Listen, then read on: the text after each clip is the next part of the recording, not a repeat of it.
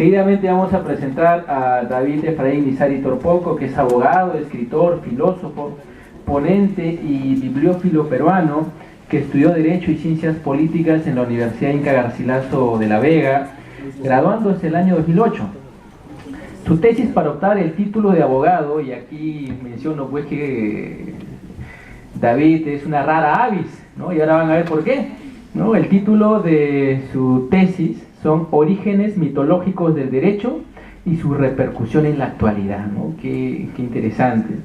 La misma que el jurado aprobó por unanimidad y con un alto puntaje.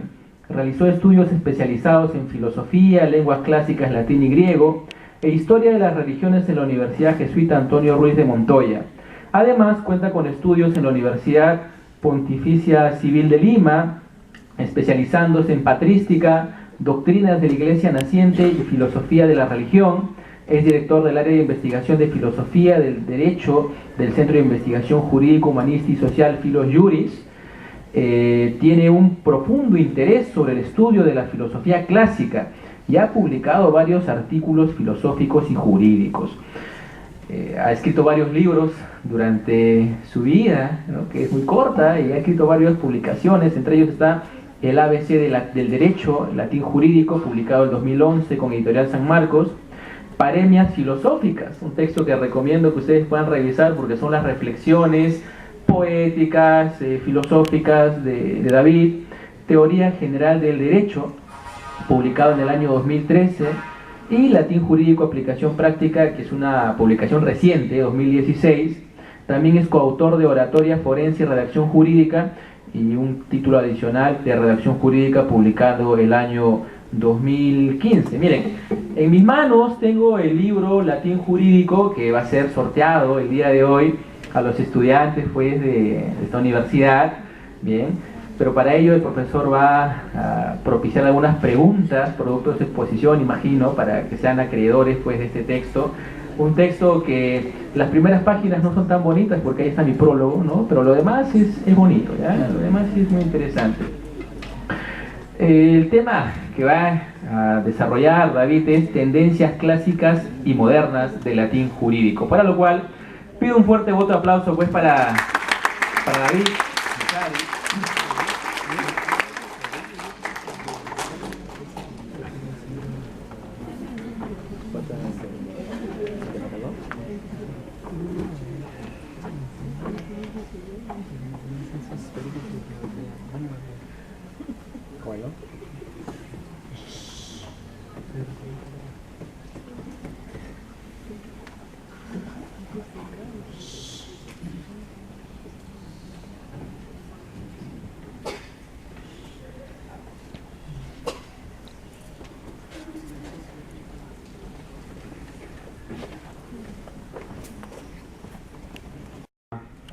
Por una simple y llana razón. Estamos acostumbrados a siempre estudiar cursos más procesales o técnicos, incluso metodológicos, pero ya no mucho los estudios históricos. ¿En qué sentido? Los estudios históricos clásicos del derecho poco a poco se va perdiendo en las facultades.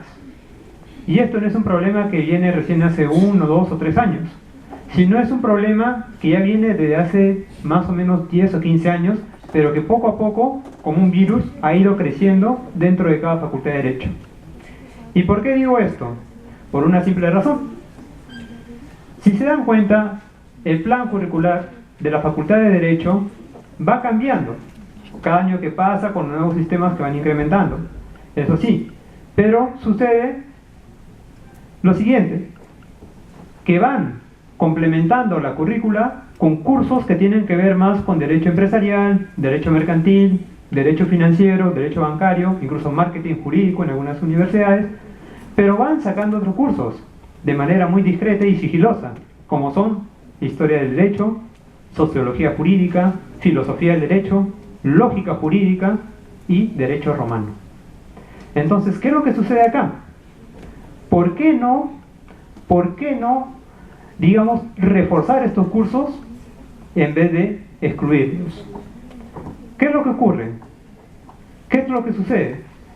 Simplemente el punto está en que a los alumnos los ven como futuros consumidores. Ya no lo ven como prospectos que puedan transmitir un patrimonio cultural y enriquecedor en el mundo jurídico. Hay facultades de derecho que se preocupan más que los alumnos salgan, egresen y se dediquen solamente a ser esclavos del sistema opresor, del poder judicial o de algún ministerio o de alguna institución. ¿Con qué? ¿Con qué fin o con qué objetivo? Los endiosan, los halagan y le dicen, mira, si tú trabajas en esta entidad vas a tener un buen sueldo. Pero no le dicen que van a ser esclavizados. No le dicen que de lunes a viernes van a tener que marcar tarjeta y que van a tener que estar sometidos bajo el poder de un jefe. Entonces, no les interesan. Eso hace que las universidades últimamente, en varias de ellas, no en todas, se preocupen más por entregarles a los alumnos cursos de esta índole y no tanto cursos que le puedan enseñar teoría, doctrina, historia. O sea, se olvidan del aspecto de las humanidades para proponer y propagar estos cursos. ¿A qué voy con todo esto? La introducción a mi tema, que es justamente tendencias clásicas y modernas del latín jurídico, tiene que ver precisamente con ese movimiento que está surgiendo en estos últimos tiempos. Ahora, el primer punto que voy a empezar a tratar tiene que ver con el latín como una lengua oficial para el abogado. Ya lo dijo el profesor Abanto en su disertación, que el latín es una lengua muerta, efectivamente. Decir que es una lengua viva sería engañarnos.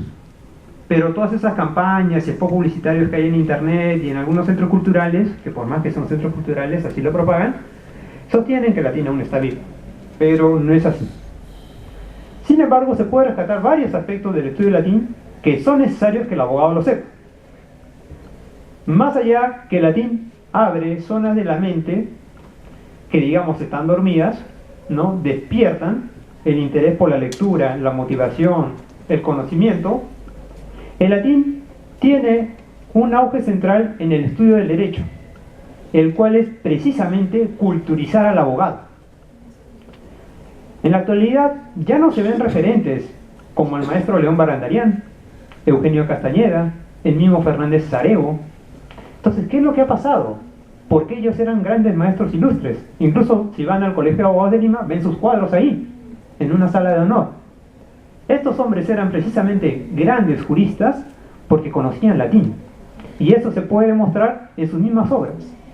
Ustedes cómprense o adquieren el libro de León Barandarián sobre acto jurídico y van a ver que cita un montón de palabras en latín. Igual, si se trata de obligaciones, cómprense el libro de Eugenio Castañeda y también van a ver que cita incluso hasta párrafos del digesto, de las pandectas, de las institutas de Gallo, que tienen que ver con las obligaciones, la fuente de las obligaciones y el contrato. Lo cita en latín y hace comentarios sobre todo de lo que han escrito los juristas de la antigüedad. En la actualidad ya no se ve eso. Uno compra libros de contrato, compra de acto jurídico, y sí, son libros densos, pero ya casi no aplican términos latinos. Aplican palabras más procesales, técnicas, o incluso te ponen modelos como anexos, ¿no?, de demandas y otros documentos. ¿Qué es lo que sucede? ¿Por qué se ha perdido esto? Se ha perdido justamente por la devaluación y la degradación de la lengua latina en las universidades y facultades de Derecho. Ese es uno de los puntos que hay que, digamos, tratar de luchar o combatir. Pero ¿qué es lo que sucede acá? ¿Qué es lo tan rico de latín que puede nutrir al abogado de hoy en día?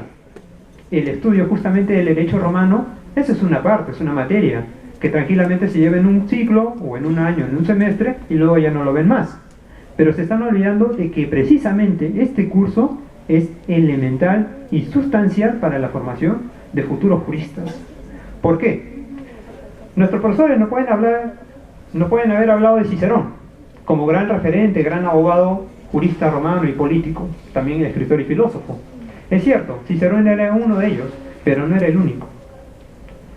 A ver, ¿quién es capaz de mencionarme dos abogados tan insignes o tan ilustres como Cicerón? Y yo en estos momentos le obsequio un libro. Así de simple.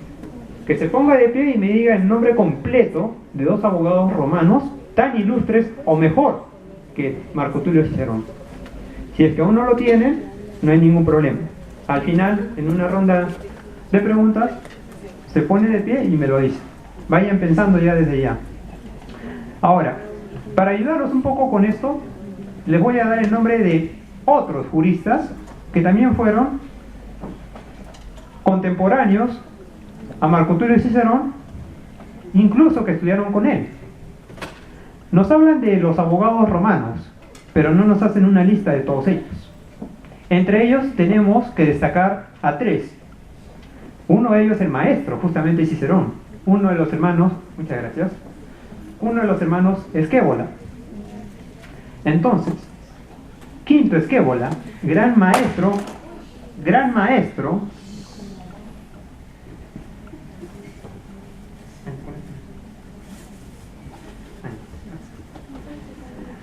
bien, decía, Quinto Esquévola, gran maestro y Cicerón, preparado en gramática, retórica, oratoria, estudió con los griegos, inculcó este arte en su alumno, en su futuro pupilo, cuando Cicerón solamente tenía la edad de 15 años. Miren, como el Cicerón llega con 15 años a Esquévola y Esquévola lo toma como discípulo. Le da todas sus enseñanzas. Y Cicerón no era el único alumno de Esquévola. Cicerón compartía aula con tres personajes ilustres. Uno de ellos, estamos por acá, uno de ellos, así era el nombre, Mario el Joven, uno de los juristas y destacados romanos que compartía aula con Cicerón. Otro era Quintus Ático y otro Crato, que era un gran orador, o que fue después un gran orador. Entonces, Cicerón recibió la enseñanza de la abogacía junto con estos ilustres hombres. Pero ¿qué más?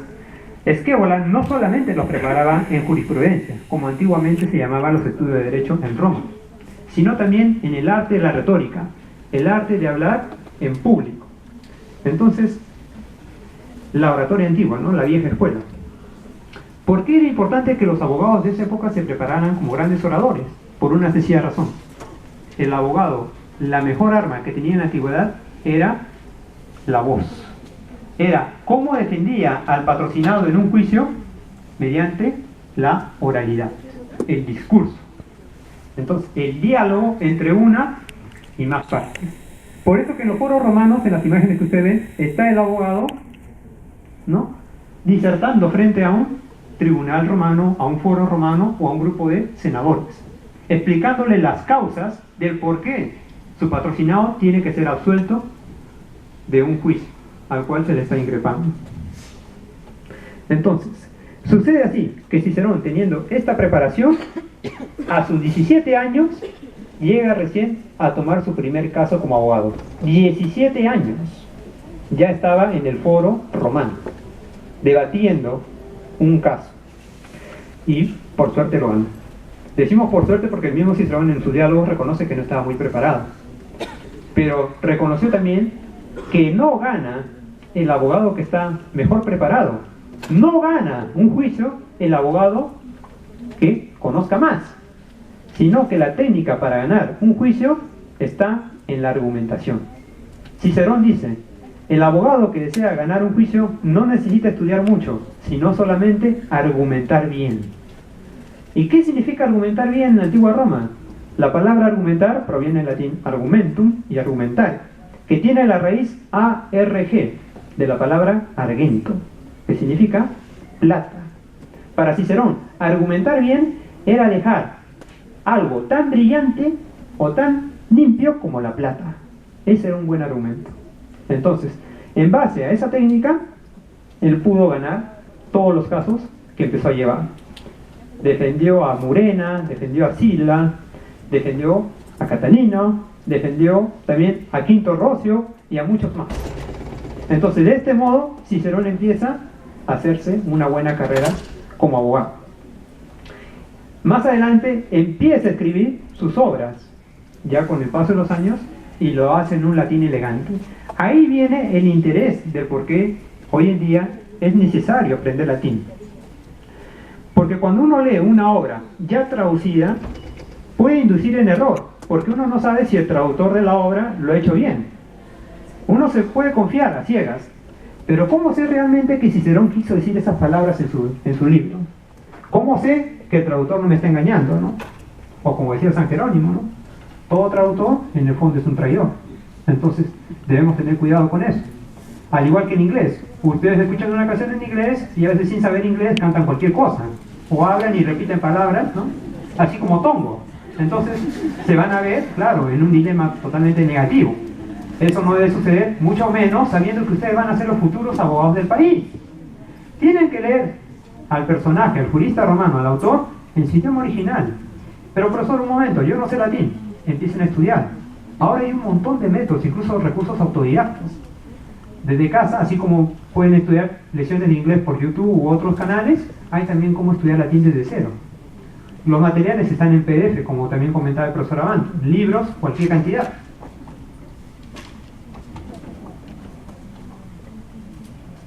Entonces, excusas ya no debe de haber. Para el que realmente quiera estudiar y salir adelante y aprender este idioma, lo puede hacer. Pero doy un dato también muy interesante. Muchos han hablado de los abogados, senadores y políticos romanos, ¿no? Que fueron grandes juristas, ilustres hombres de leyes y todo ello. Pero ¿qué hay de las mujeres? ¿Qué hay de la mujer en Roma? Teniendo en cuenta que actualmente las mujeres son las que más estudian derecho.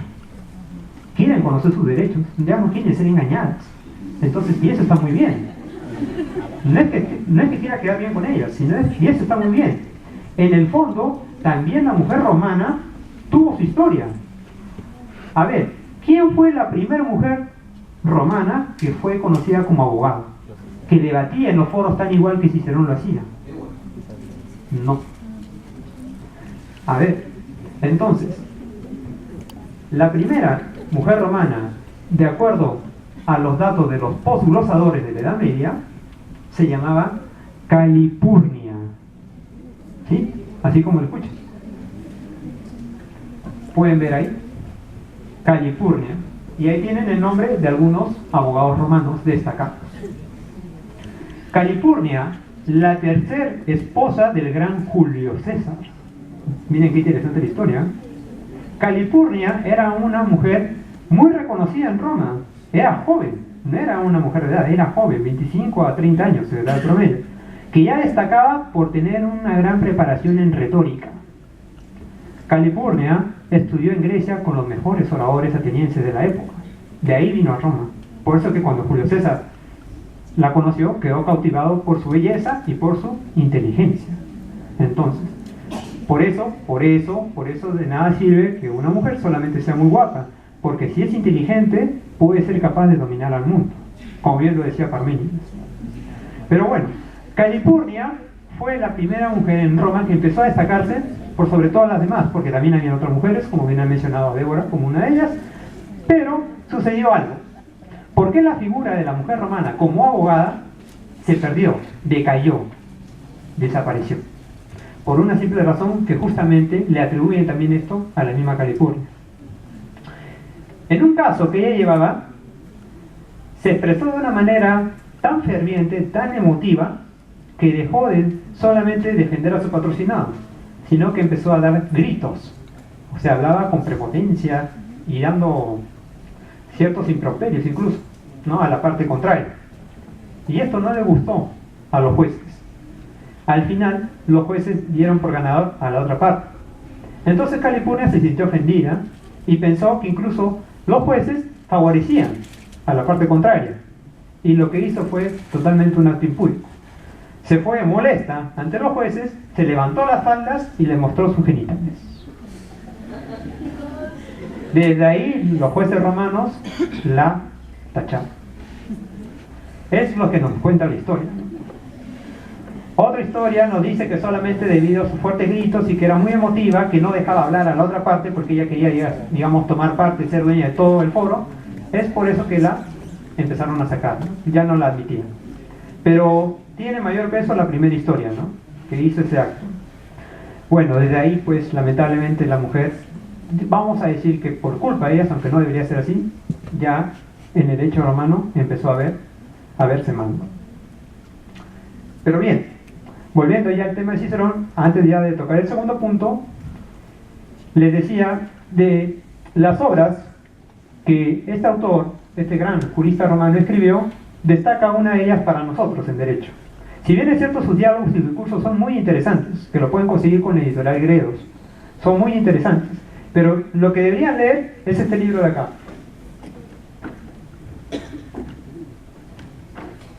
Se llama De Legibus, que quiere decir sobre las leyes.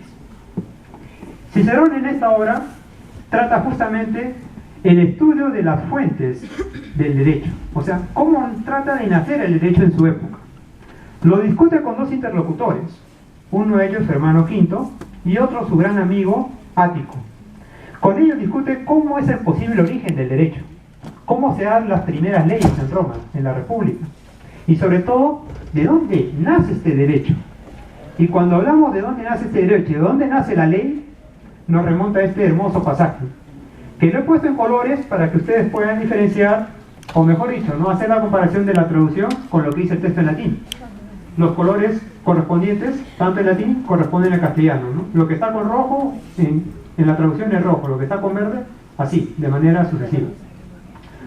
Cicerón llega a la conclusión, casi por la mitad de la obra que uno está leyendo, llega a la conclusión de que la ley proviene de las alturas, que lo dan los dioses. ¿Y qué mejor Dios que da la ley al hombre que la mente suprema como lo era el gran Júpiter? Entonces, nos remonta a un origen mitológico, de lo cual yo tomé como primera referencia para empezar a hacer mi tesis.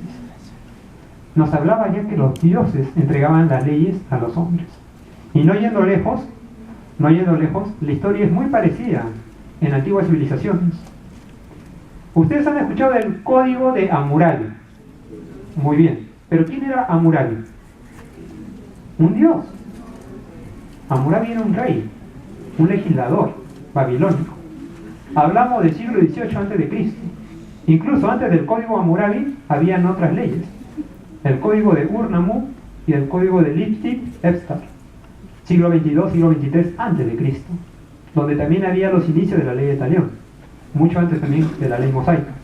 Pero ¿qué sucede? Hammurabi, ¿de dónde recibe estas leyes? Del gran dios Shamash, el dios del sol, la justicia y la verdad.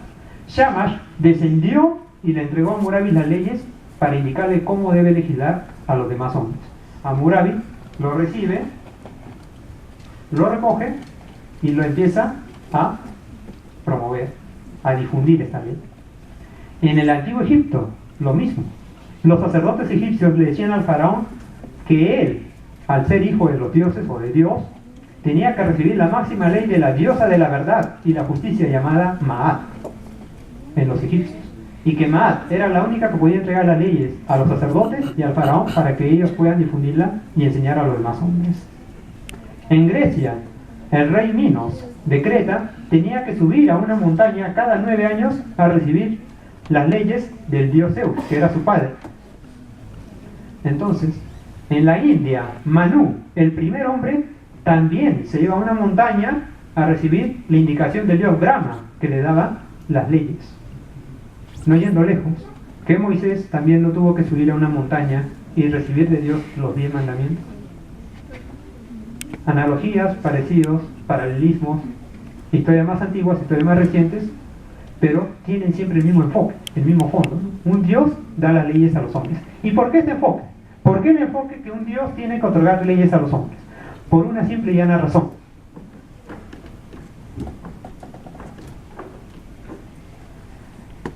Los dioses, al ser seres perfectos, eran los únicos que en pureza y en perfección daban leyes correctas, daban leyes justas, sentencias justas. El hombre imperfecto no podría crear algo así, solamente los dioses. Los griegos tenían una representación muy gráfica, que después los romanos la cogieron. Veían a la diosa Dike, para los griegos, hija de Zeus, que era la diosa del derecho, acudiendo a su padre, Zeus o Júpiter para los romanos, y decirle que los hombres en la tierra se están portando mal, que merecen un castigo, pero también merecen una reforma. Ella no quiere castigarlos, o sea, no quiere matarlos. Ella quiere enseñar a que estos hombres actúen bien. Zeus o Júpiter le decía, hija, anda y llévales el derecho, para que ellos puedan saber cómo comportarse. Acudiendo a esto, Spinoza, en su Tratado Teológico Político, un filósofo de la Edad Moderna, nos dice claramente que si el hombre supiera cómo comportarse en la sociedad, el derecho y la ley no existirían. ¿Por qué? Porque justamente el derecho regula la conducta del hombre, pero la conducta mala. El Código Penal no existiría si el hombre ya supiera portarse bien. Si el hombre ya supiera que no debe robar, no debe mentir, no debe matar, no debe estafar, no debe falsificar documentos. O sea, si el hombre supiera esto, adiós Código Penal. Así de simple, desaparece. En la antigua Roma habían textos, más allá de las obras de los grandes juristas, textos que marcaron un hito y sobre todo una nueva tendencia en el estudio del derecho clásico. Los textos están acá. Las institutas o instituciones de Gallo, del jurista Gallo, el digesto de Justiniano, ¿no? Donde está todo el corpus juris civilis, no civilis como muchos lo pronuncian, y acá quiero hacer una pequeña acotación, la pronunciación no es civilis. Si ustedes han escuchado que su profesor en alguna vez dijo corpus juris civilis, bueno, es porque su profesor no sabía latín, así de simple. Claro, es como decir, en inglés la palabra derecho se escribe rig, pero no se pronuncia rig, ¿sí o no? O si no, se escribe law, pero no se pronuncia law, ¿no? Tú no dices el common law, entonces igual me dicen no rig. Lo mismo, si uno no sabe inglés va a pronunciar de esa manera, pero si uno sabe dice right, law, empieza la diferencia.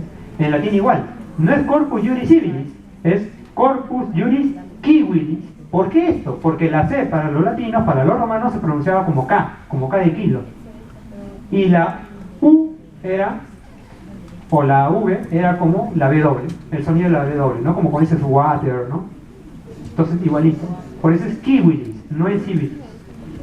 Así que desde ahora en adelante, cada vez que lean corpus juris civilis, léanlo correctamente, y ya no van a parecer ignorantes, disculpando la solencia del caso.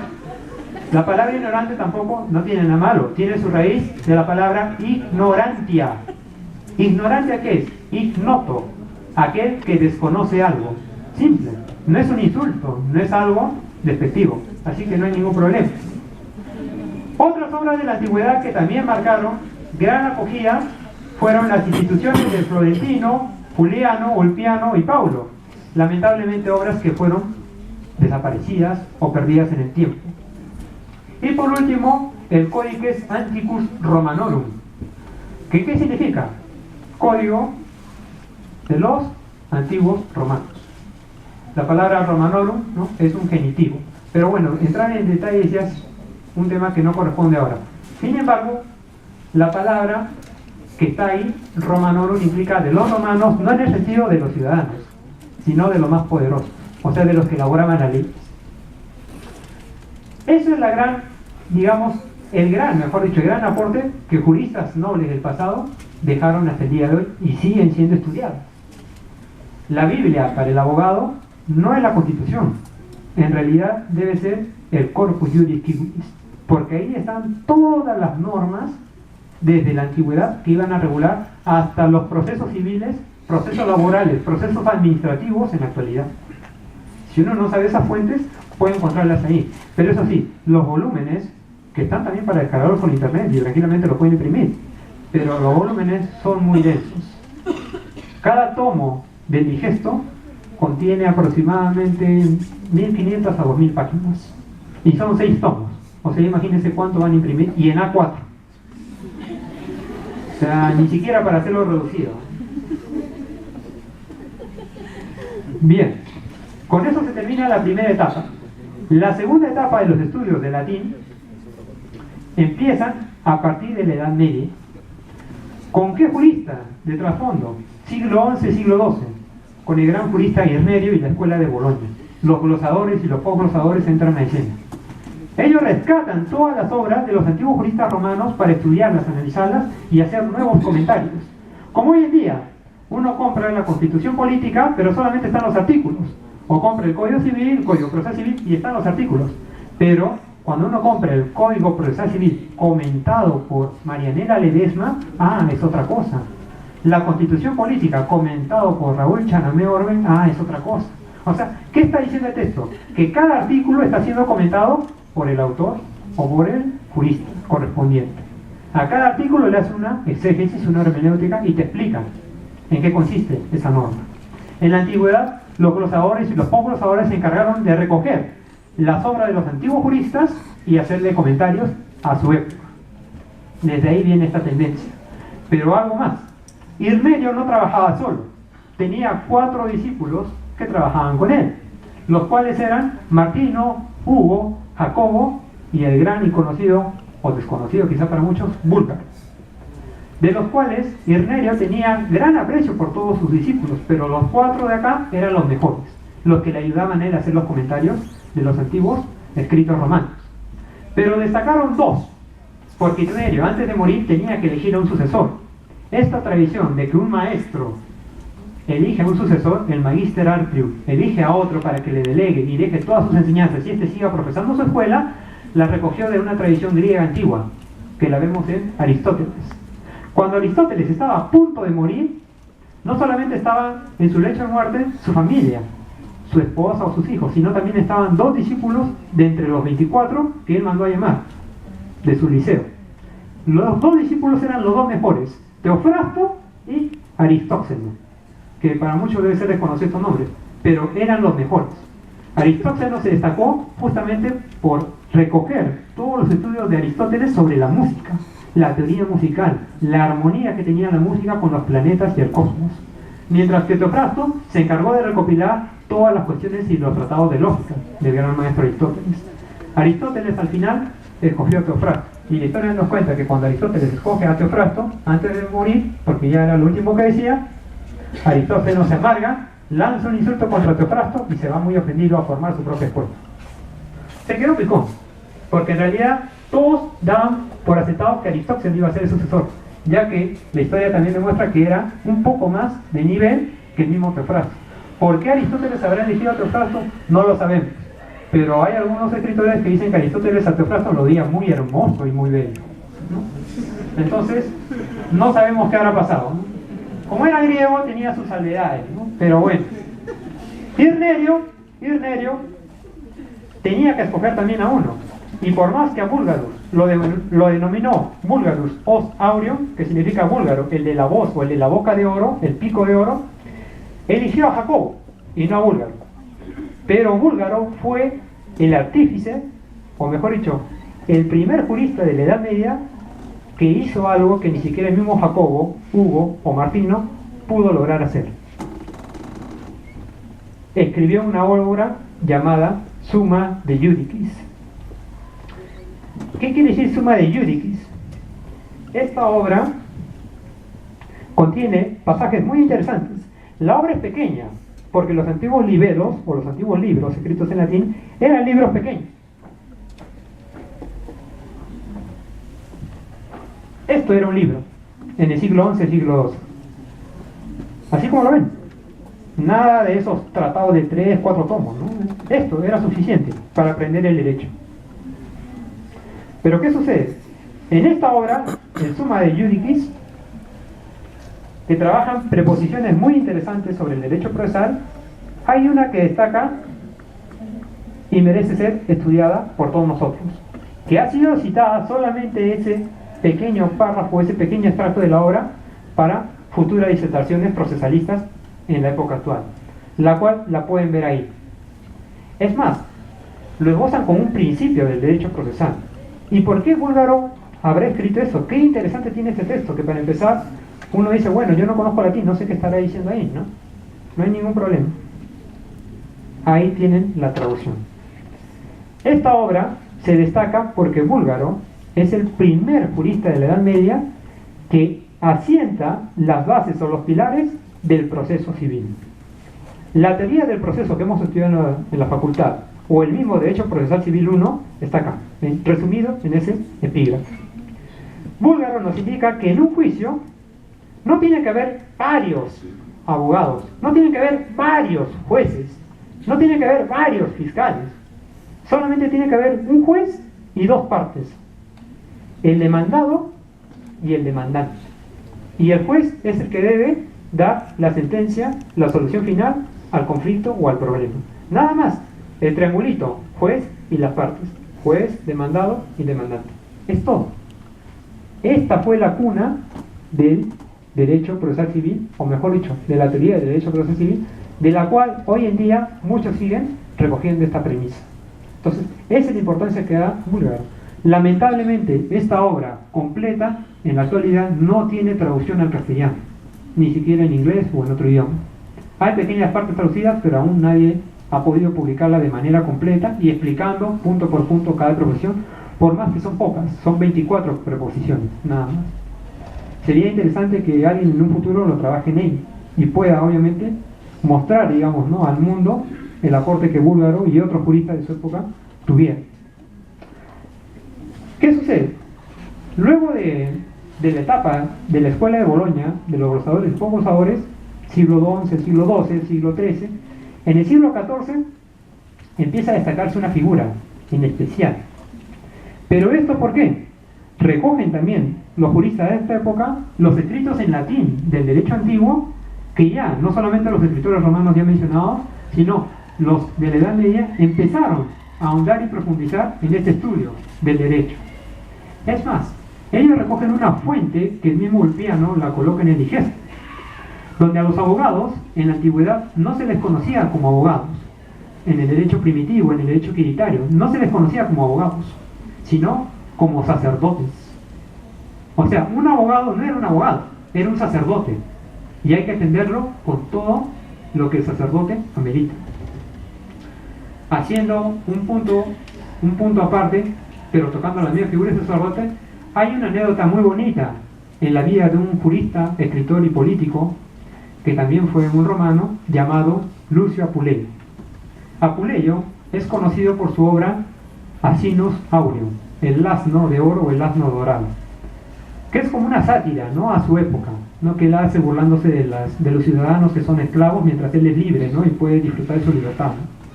Pero ¿qué sucede? Apuleyo dejó al mundo otra obra insigne, cumbre, que también deberían estar en sus bibliotecas, y es fácil de conseguirla. La obra se llama justamente Apología, que significa defensa. Esta obra de Apuleyo fue reconocida como la obra más sólida, más preparada y más elegante en la cual un abogado de su época da un discurso jurídico y se defiende ante un caso él solo, sin necesidad de otro abogado que hable por él. ¿Qué sucedía en esta época? Apuleyo tenía la edad de 35 años y, curiosamente, se enamora de una anciana que tiene 60 años. Y la anciana era rica, tenía posesiones y grandes fortunas. Y Apuleyo no tenía dónde caerse muerto. Pero Apuleyo se dio cuenta que esta anciana le gustaba hablar con él, ¿no? Así como el pasaje, ¿no?, de Doña Clotilde va a tocar la puerta de Don Ramón, ¿no?, y Don Ramón le habla y se entablan una amistad. Apuleyo se da cuenta que la anciana tiene cierta fijación por él, y entonces Apuleyo le enamora, ¿no?, dándose su dote de galán, la trata de conquistar y la enamora. Se casa con ella. Al casarse, al poco tiempo, curiosamente, la anciana muere. Y al morir, ¿quién queda como único heredero? Apuleyo, con todas sus ganancias, su patrimonio. La familia de la anciana acá le entabla un juicio y le dice: Apuleyo se ha casado con la anciana tía solamente por su dinero, porque él no tenía antes dónde caerse muerto. Y para hacerlo ha recurrido a la magia, a ciertos hechizos y conjuros que él aprende, porque es un hombre que lee cosas extrañas en griego, y los griegos son magos, son malos, ¿no? Lee conjuros seguramente y le habla en otras lenguas. Cuando Apuleyo lo que hacía era recitarle poemas y versos de amor en griego, pero como estas personas eran ignorantes, no sabían griego, pensaban que le estaban lanzando maleficios o conjuros, ¿no?, tipo Harry Potter. Entonces, ¿qué sucede? De ese modo, ¿no?, ellos lo acusaron. Y Apuleyo acá elabora una defensa totalmente majestuosa. Tendría que leer la obra para que la entiendan, pero la resumo en 2 puntos. Apuleyo elogia la pobreza, dando a entender de que la pobreza que él tiene hizo que la anciana se enamorara de él, y que él en ningún momento lo hizo pensando en su fortuna, ni en los intereses que puedan ver. ¿Por qué?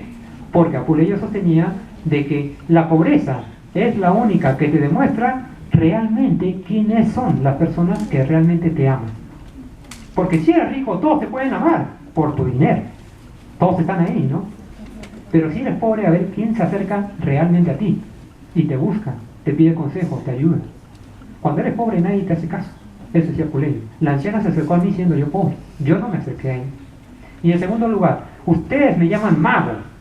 Para mí, eso no es algo malo, no es un insulto, ni lo tomo con ofensa. Al contrario, les agradezco que me llamen mago. Y toda la gente, ¿qué pasó? ¿Cómo estás aceptando que eres un hechicero? No es eso. ¿Qué acaso ustedes no saben que los grandes persas tenían grandes magos matemáticos? Uno de ellos, el gran Zoroastro, un gran mago que fue un gran sacerdote y también dio legislación a los antiguos persas. Y a mí, a decirme mago, me están comparando con él. Y no solo con él, sino también con otro, con un hombre de Tracia llamado Salmosis, que también era un mago y líder de una secta, pero una secta de sabiduría, una secta de conocimiento, como una vieja escuela gnóstica. Y Apuleyo se sentía honrado. Más bien para mí la palabra mago no es ofensa alguna, sino que me están reconociendo como un sacerdote. Y como soy sacerdote, en vez de tratarme mal, deberían tratarme bien. Claro que Apuleyo metió un poco de cantinflada, ¿no? Pero a su favor. Entonces, como las personas no tenían mucho conocimiento de lo que él hablaba, y hablaba muchas más cosas, los jueces al toque lo dejaron libre. No, este hombre tiene toda la razón, más bien nos ha ilustrado con todo lo que ha hecho, ¿no? Con todo lo que ha dicho en su defensa. Y lo dejaron libre. Pero entonces, la fuente radica acá. Se llamaban sacerdotes porque legislaban, guiaban a las personas, conducían, no solo en leyes, sino en conducta de vida. Entonces, eso lo pueden encontrar también en los textos de Búlgaro y en textos de Domiciano Ulpiano. Y ahora sí, ya en la época, ya para ir culminando con el tema, en la época del siglo XIV existía un jurista, o mejor dicho, existió un jurista que fue reconocido como el mejor y más influyente jurista, no de esa época, sino de todos los siglos, el mejor abogado del mundo. Así como algunos dicen, no, el mejor jugador del mundo, Messi, Cristiano Ronaldo, ¿no? Ya, en la época también hacían cada año, ¿no? ¿Quién es el mejor abogado? Y había un hombre que ganaba casi todos los años. O sea, era muy difícil que alguien le gane. Era un conocedor del derecho majestuoso. Se llamaba Bartolo de Sassoferrato. Lo pueden buscar en varios libros de historia del derecho. El mismo autor José Antonio Silva Vallejo en su libro Historia del Derecho, un libro grande, ahí habla bastante de él. Bartolo de Sassoferrato vivió poco tiempo, no llegó casi ni a los 40 años, porque murió. Pero Bartolo de Sassoferrato a sus 14 años ya era abogado. 14 años, ganó Cicerón con 17. A los 14 años, Bartolo de Sassoferrato era capaz de conocer toda la jurisprudencia romana de memoria. No necesitaba ya leer el libro. Es como que te digan, a ver, alumno, usted, ¿qué dice el artículo 1245 del Código Civil? Y usted le diga, dice, el artículo 2300, el artículo 3000, uno como que, alumno, mejor usted de la clase y yo me retiro. Entonces, sucede igual. Los profesores le preguntaban a Bartolo de Sassoferrato, alumno, respóndame, ¿qué significa el derecho que Justiniano prevaleció sobre? Bartolo daba su discurso. ¿Quién fue Cicerón? Se lo decía. ¿Quién fue Catón? ¿Cuántos discursos escribió Hortensio? Se lo decía. ¿Quién fue Clodio? Se lo decía. ¿Qué nos dice la Instituta de Gallo? Se lo decía. Respondía todo. O sea, era un hombre que casi no se equivocaba en nada. Por su alta preparación. El secreto de Bartolo de Sassoferrato para aprender derecho en su época y ser el mejor era recurrir a la vieja escuela, a la escuela clásica, donde el abogado no solamente era preparado en cuestiones legales, sino también en filosofía, en historia y en sociología, en humanidades. Cicerón dice eso también en uno de sus libros, en los diálogos del orador, en el libro 1, cuando dice que el buen orador debe ser preparado primero en filosofía, en humanidades, antes que en las leyes. Solamente así podrá ser un buen abogado. Entonces, Bartolo de Sassoferrato tenía toda esta preparación, todo este bagaje cultural, y no solamente lo conocía de manera teórica, sino en la praxis diaria. De tal modo que Bartolo de Sassoferrato pasó a ser insigne en el derecho privado común y también en el derecho constitucional de su época, que ya estaba empezando a esbozar, no como ahora lo conocemos así con la palabra derecho constitucional, sino una especie de derecho constitucional al conocer la ley principal de cada estado en su momento. Pero ¿qué sucede? Bartolo Sofferrato tenía un maestro que obviamente, al igual que muchos juristas lo tuvieron, también lo preparó muy bien. Nada más y nada menos que Sino de Pistoia. ¿Y quién es Sino de Pistoia? No hemos escuchado nunca de él. Pues ahora van a escuchar. Sino de Pistoia es el mejor amigo de Dante Alighieri. Y creo que ya todos saben quién fue Dante Alighieri. La Divina Comedia. Sino de Pistoia era su mejor amigo. O sea, todos los días conversaba con Dante, ¿no? Y él era preparado también en leyes, fue uno de los mejores, y él tomó como discípulo a Bartolo, siendo tan solo Bartolo de 11 años. Por eso que a los 14 ya fue abogado. Lo preparó tal como debe ser. Sino de Pistoia enseñó en las mejores universidades de Italia. Ahí fue donde conoció a Bartolo. Es más, Bartolo llegó a ser tan grande que tiene un tratado sobre la génesis o el origen del derecho de marcas. Para los que están interesados en algún momento sustentar una tesis sobre propiedad intelectual o patentes, marcas, registros, acá tienen un antecedente histórico muy bueno que merece ser explotado. En el marco histórico pueden colocar la historia de Bartolo y su obra De Insignis et Armis, que tiene que ver con el derecho de marcas. Era tan bueno en su época que tras su muerte, todos sus seguidores, sus juristas, sus alumnos, decían la siguiente frase: Nemo bonus jurista nisi sit bartolista. ¿Qué significa? Nadie es buen jurista si no es bartolista. O en otras palabras, si no es como Bartolo. O sea, reconociéndole lo gran jurista, lo gran profesional, el gran baluarte que tenían en la antigua vieja escuela de derecho. Entonces, señores, así como hemos visto estos grandes hombres, estos hombres insignes, ¿cuál sería el mensaje o el consejo final para estudiar hoy en día, o aprender, mejor dicho, el latín jurídico? Precisamente el mensaje que yo les dejaría a ustedes, más que motivarlos, es invitarlos a que desde ya se preparen por el latín, a que desde ya, si no saben nada de latín, empiecen por investigar. El latín jurídico no es otra cosa, o mejor dicho, no es una disciplina, no es una materia más que un complemento del latín clásico, que obviamente al ser jurídico está relacionado con todo el ámbito legal. Pero para llegar a estudiar el latín jurídico, tienen que saber primero el latín clásico. ¿Y por qué esto? Porque si no conocen el latín clásico, entonces muy difícil que lean obras como la de Búlgaros, como la de Cicerón, las Institutas de Gallo y otros, y solamente se dejen llevar por lo que el profesor le dice en clase. Y Descartes, cuando estudió en la FEC, tenía algo bien en claro, que si bien mis maestros saben demasiado, allá en Francia, yo dudo de todo lo que ellos me dicen, porque yo quiero investigar por mí mismo si lo que me están diciendo es correcto o no. Descartes cuenta que no le gustaba el griego, pero cuando su maestro le hablaban de Aristóteles como el filósofo, ¿no?, o de Platón, y les hablaban en griego y les mostraban las obras en griego, como ellos no sabían, el maestro decía una traducción y todos los alumnos amén, ¿no? Pero él decía, no, pero ya, yo no sé griego, pero voy a aprender para ver si de verdad, pues, Platón dice esto, Aristóteles dice esto. Y se daba cuenta que muchas veces no. Los maestros decían a su conveniencia las cosas que ellos querían y no lo que realmente el filósofo decía. Ahí se dio cuenta. Con más ganas aprendía latín, griego y otras lenguas antiguas. Entonces, lo mismo sucede con el latín. No estudien latín para tener, digamos, mira, yo soy lo máximo, soy un erudito, soy culto, no, sino para investigar. Y ¿por qué no? Ustedes mismos producir algo más adelante. No solamente una tesis, hay una producción científica, elaborar artículos. Qué hermoso sería que muchos de ustedes acá más adelante tengan artículos escritos en Gaceta Jurídica o en alguna otra revista, tengan libros publicados donde justamente traten estos u otros temas de su interés, de su materia, de su especialidad. Muchos serán penalistas, civilistas, laboralistas, administrativos, algunos trabajan en copy, ¿no? Allá tienen el derecho de marcas, ¿no? Entonces, muchas carreras, muchas disciplinas, que la carrera les puede conducir. Es por eso que aprender latín hoy en día no hay que verlo como algo aburrido, algo tedioso, algo que no solamente debe conocer filosofía, sino también debe escribir poesía. Ser poeta para un abogado lo hace mejor persona cada día más. Entonces, ver que juristas como Orosio, Pufendorf, Leibniz y otros eran completos en ese sentido, totalmente descabellados. Más allá que Leibniz tenía 8 carreras en la universidad. Así es. Leibniz empezó desde muy joven, obviamente, a estudiar. A sus 39, 40 recién terminó su 8ª carrera, graduándose con todos los honores. Y en todas era brillante. Leibniz era abogado, Era gramático, historiador, teólogo, filósofo, literato, economista, y por ahí incluso dice que tuvo estudios de física y medicina. Miren todo lo que era.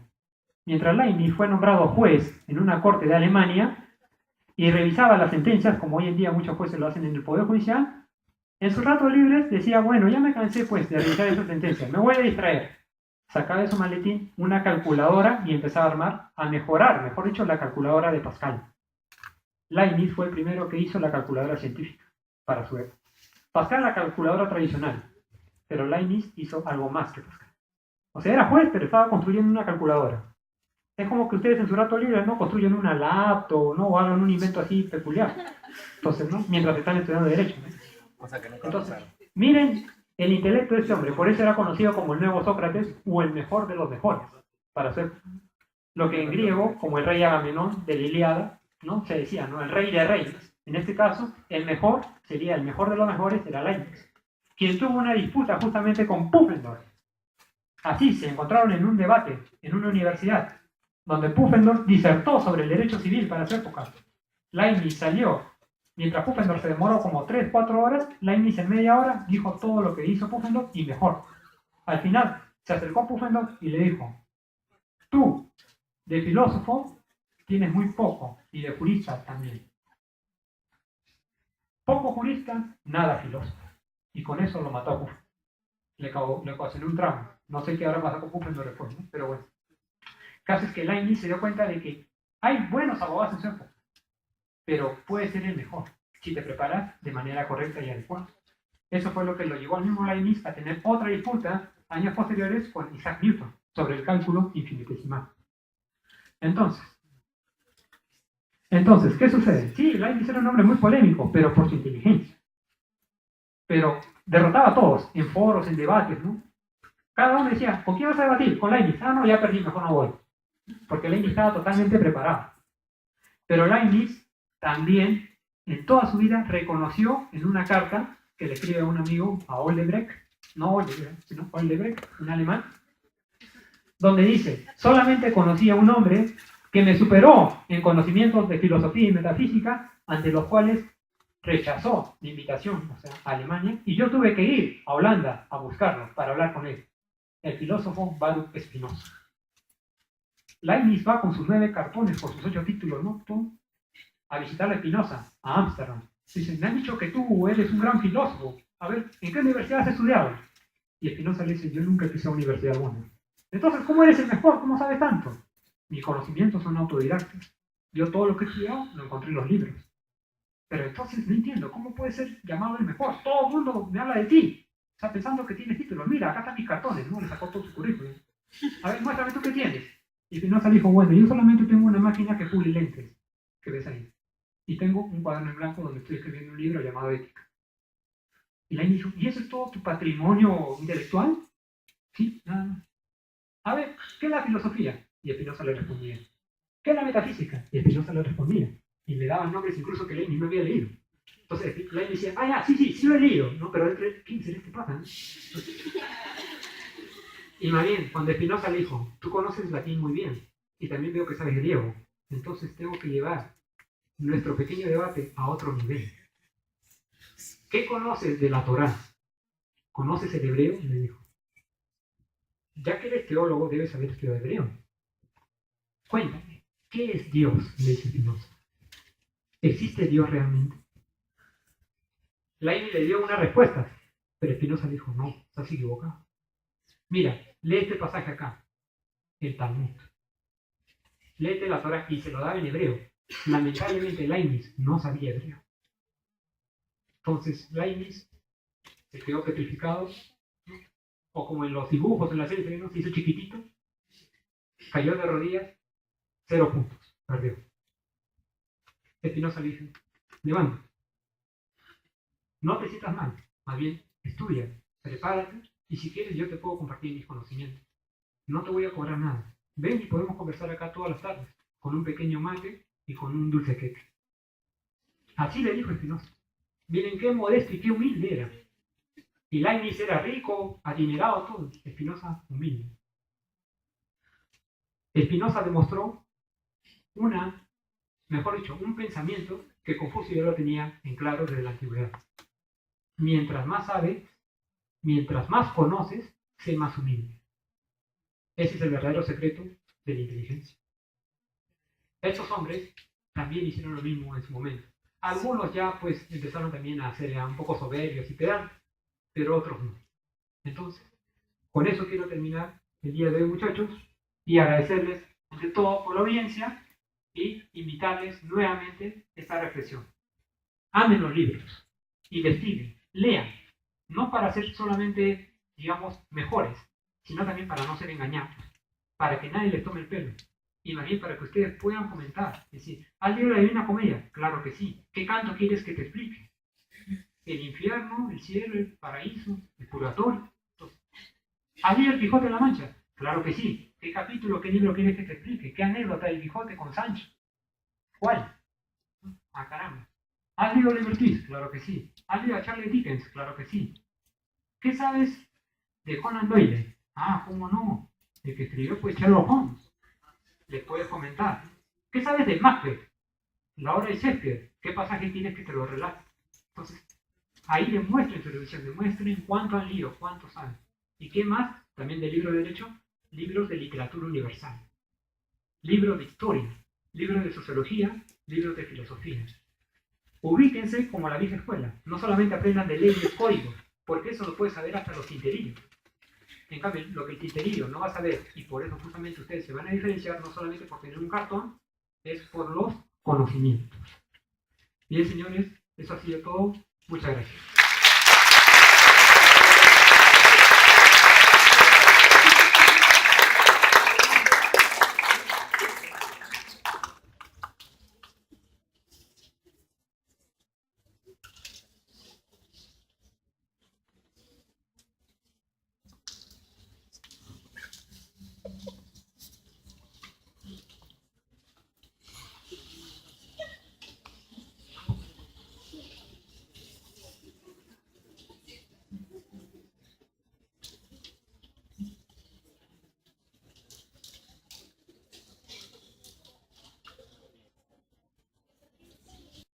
Agradecer a los ponentes el día de hoy, al profesor Misari, al profesor Abanto, por esta tarde que en realidad,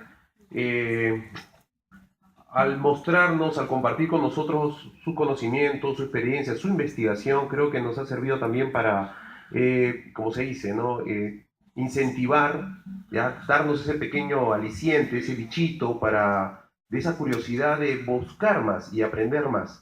Creo que yo he estado ahí atento toda la ponencia, aprendiendo de muchas palabras que también en algún momento de repente lo hemos usado erróneamente y otras que a lo mejor han servido para ilustrarnos también la etimología de esas palabras y la importancia y ahora cobran otro sentido, otra connotación al momento de utilizarlas dentro del ámbito jurídico. Pero también me dio gusto esa esencia que es de una casa de estudio. Creo que cuando uno va a la universidad, lo que busca es eso, es aprender, polemizar, discutir.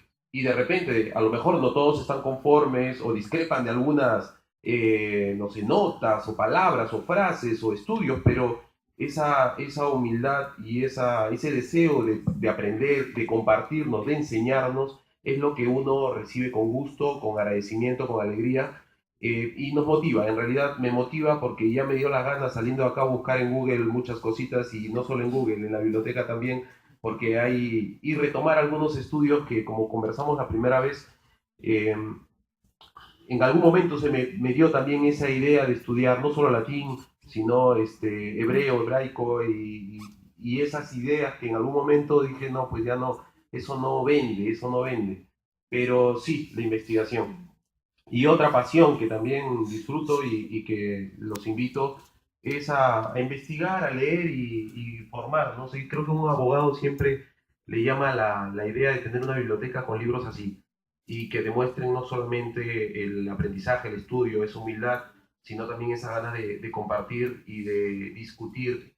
Y esta casa debe ser eso, ¿no? Propiciar, como mencionaban los docentes, y creo que no me dejarán mentir mis colegas, la docencia no es porque sabemos o creemos que sabemos de todo, sino porque vamos a un lugar a compartir nuestra poca experiencia o conocimiento que tenemos, pero más bien despertar ese interés cada uno en los ámbitos de su especialidad, propiciar de que les guste el derecho constitucional, el derecho penal, el derecho civil, ¿no? El derecho civil en general también, o en mi caso, derecho laboral tributario, qué sé yo. Bueno, agradecemos la oportunidad que nos han brindado esta tarde, esperamos que no sea la última, en algún momento también de repente compartir. Ya los doctores, los ponentes me han dejado sus contactos, y por ahí alguien quiere hacer alguna consulta, también lo pueden encontrar en redes, ¿no? Y por ahí ya mandarle los 4 autores, juristas, ¿no? Que estaba pendiente, creo que una promesa por ahí hay de algunos libros, así que le van a bombardear de correos, creo, con los ponentes para ver y generar esa oportunidad de seguir compartiendo con ustedes. Pedimos por favor un fuerte aplauso y invitamos al señor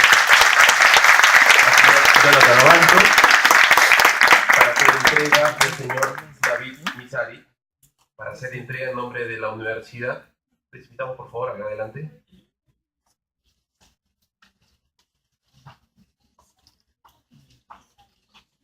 Certificado otorgado al señor Jonathan Abanto en reconocimiento por su participación como ponente en la conferencia magistral sobre latín jurídico dentro del ciclo de conferencias organizado por la Facultad de Derecho y Ciencias Políticas.